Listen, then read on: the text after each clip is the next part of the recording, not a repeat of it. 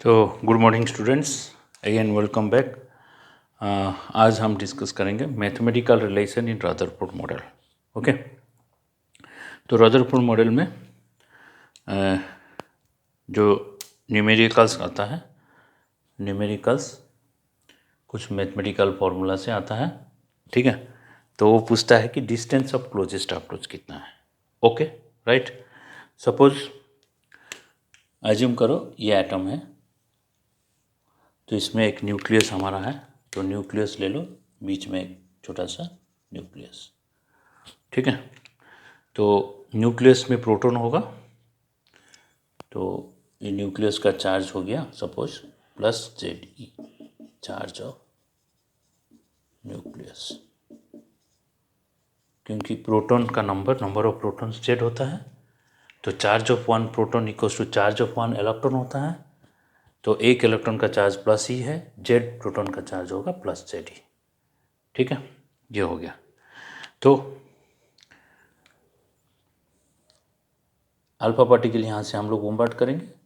ठीक है, तो अल्फा पार्टिकल यहाँ से बॉम्बार्ड करने से हमें क्या निकालना है कि अल्फा पार्टिकल जो यहाँ पे आएगा, यहाँ जाएगा, जाने के बाद फिर वापस चले जाएगा, जो एंगल ऑफ स्कैटरिंग होगा कितना होगा 180, मतलब अल्फा पार्टिकल्स रिबाउंडेड बैक, जैसे कि कैरम बोर्ड स्ट्राइकर रिबाउंड करता है, वापस जाता है सेम डायरेक्शन में, तो वही θ=180 रिबाउंड बैक।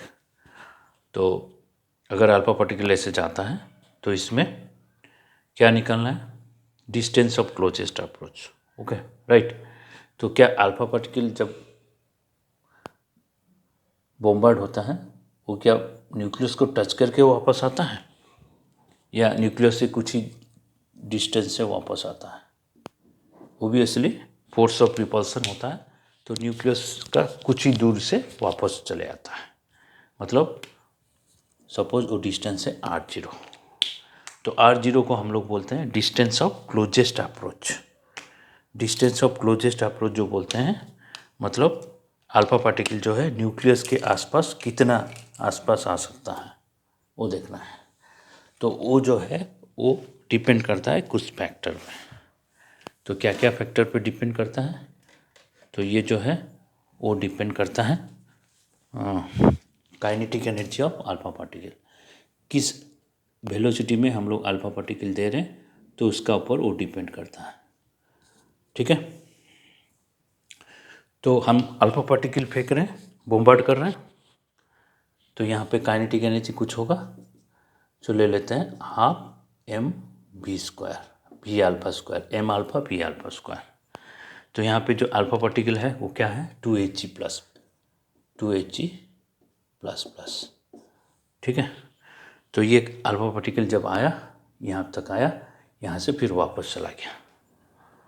ठीक है, तो यहाँ पे जो काइनेटिक एनर्जी था 12mv² था, यहाँ पे जब पहुँचा, यहाँ पे काइनेटिक एनर्जी कितना होगा 0 होगा। क्यों 0 होगा, क्योंकि यहाँ पे रेस्ट में आएगा, फिर वापस उसका डायरेक्शन चेंज करेगा। तो पहले इसे डायरेक्शन में आता, यहाँ पे रेस्ट होगा, इसका काइनेटिक एनर्जी 0 होगा, तभी ये वापस फिर डायरेक्शन चेंज करके चला जाएगा। ठीक है, यहाँ पे काइनेटिक एनर्जी 0 हो गया, तो यहाँ पे काइनेटिक एनर्जी था, यहाँ पे काइनेटिक एनर्जी 0 हो गया, तो काइनेटिक एनर्जी गया कहाँ, तो ये जो काइनेटिक एनर्जी 12mv² से 0 हुआ, तो Einstein law of conservation of energy क्या बोलता है, तो चेंज इन काइनेटिक एनर्जी जो हुआ वो किस फॉर्म में चेंज हो गया, कोई दूसरा फॉर्म में चेंज हो गया। किस फॉर्म में चेंज हुआ, तो ये चेंज हो गया पोटेंशियल एनर्जी में। तो लेकिन ये पोटेंशियल एनर्जी यहाँ पे कौन सा है, इलेक्ट्रोस्टैटिक पोटेंशियल एनर्जी। तो यहाँ पे क्या लिख सकते हैं हम लोग, change in kinetic energy is equal to electrostatic potential energy. Right, तो चेंज इन काइनेटिक एनर्जी जो है that is equal to electrostatic potential energy. हम लोग मैग्नीट्यूड ले लेते हैं। ठीक है, इसका वैल्यू सब इक्वल होगा।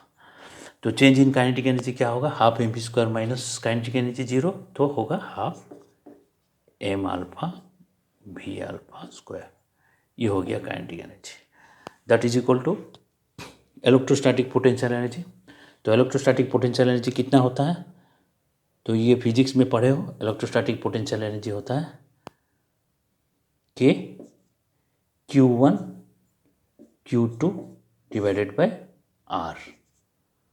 ओके, तो यहाँ पे Q1 Q2 क्या है, Q1 एक अल्फा पार्टिकल का चार्ज है, वो कितना होगा, अल्फा पार्टिकल मतलब प्लस प्लस, तो इसका चार्ज होगा +2e होगा चार्ज, तो यहाँ पे लिख देते हैं 2e। और चार्ज ऑफ न्यूक्लियस हम लोग ले लिए Ze, तो Ze हो गया। ठीक है, तो half m alpha v alpha square is equal to k 2e into Ze। 2e हो गया इसका चार्ज, Ze हो गया इसका चार्ज। ठीक है, ये Ze है। तो अभी के क्या होता है, के फोर्स ऑफ इलेक्ट्रोस्टैटिक होता है, के constant for force of electrostatic, coulombic law से आया है। तो ये वैल्यू कितना है, 9 × 10⁹ newton metre square by coulomb square, right. तो इसमें एम अल्फा कितना होगा, m alpha mass of alpha particle. अब देखते हैं अल्फा पार्टिकल जो है वो 2He4 ऐसा है अल्फा पार्टिकल, तो इसका मास कितना होगा, कैसे पता करें। हीलियम में क्या होता है, 2 प्रोटॉन होता है और इसका मास नंबर 4 है, तो 2 प्रोटॉन है मतलब इसका 2 न्यूट्रॉन भी है। 2 प्रोटॉन 2 न्यूट्रॉन मतलब 4 न्यूक्लियस हैं। तो इसका मास कैसे निकालेंगे हम लोग, तो मास ऑफ प्रोटॉन हम लोग अप्रोक्सीमेटली इक्वल टू ले लेते हैं मास ऑफ न्यूट्रॉन। तो mass of proton mass of neutron दोनों सेम है, सेम होने से इसको हम लोग ले लेते हैं अप्रोक्सीमेटली इक्वल टू 4 प्रोटॉन। तो 4 प्रोटॉन मतलब मास ऑफ अल्फा पार्टिकल होगा मास ऑफ 4 प्रोटॉन। तो mass of 4 proton means 4 into mass of 1 proton होता है 1.67 इंटू 10⁻⁻27 kg। ठीक है, तो ये मास ऑफ अल्फा पार्टिकल होता है। तो हम लोग ये जो वैल्यू है तो यहाँ पे पुट कर देंगे मास ऑफ अल्फा पार्टिकल। ओके, तो मास ऑफ अल्फा पार्टिकल यहाँ पे पुट कर देंगे। तो यहाँ पे मास ऑफ अल्फा पार्टिकल पुट करने से डिस्टेंस ऑफ क्लोजेस्ट अप्रोच ये यहाँ से आ जाएगा, R0 हम लोग कैलकुलेट कर सकते हैं। ठीक है, तो यहाँ पे R0 कितना होगा, K into 2E into Ze divided by, अच्छा 2 फिर से मल्टीप्लाई हो जाएगा, यहाँ पे आ जाएगा 2 इस तरफ चला जाएगा, मास of alpha particle, mass of alpha particle यहाँ पे एम अल्फा लिख देते हैं बाद में, और V अल्फा स्क्वायर। तो यहाँ से R0 निकल जाएगा और उसका वैल्यू K का वैल्यू एम अल्फा का वैल्यू यहाँ पुट कर देना है। यहाँ पे R0 जो है वो किसका ऊपर डिपेंड करेगा, वो V अल्फा का ऊपर डिपेंड करेगा। R0 V अल्फा का ऊपर डिपेंड करेगा। तो V अल्फा जो है वो V अल्फा कितना हाई स्पीड में जा रहा उसका ऊपर डिपेंड करेगा, alpha velocity of alpha particle. तो ये जो वेलोसिटी ऑफ अल्फा पार्टिकल जो है वो अगर हाई होगा तो distance of closest approach low होगा, क्योंकि R0 is inversely proportional to V alpha whole square. ठीक है, तो ये अगर लो होगा तो R0 हाई होगा, तो ये अगर हाई होगा R0 लो होगा, तो इसका ऊपर डिपेंड करेगा। तो इज इट ओवर कंप्लीटेड। तो उसके बाद नेक्स्ट हम लोग देखते हैं, ये हो गया mathematical relation in Rutherford model to calculate distance of closest approach, right. Thank you students.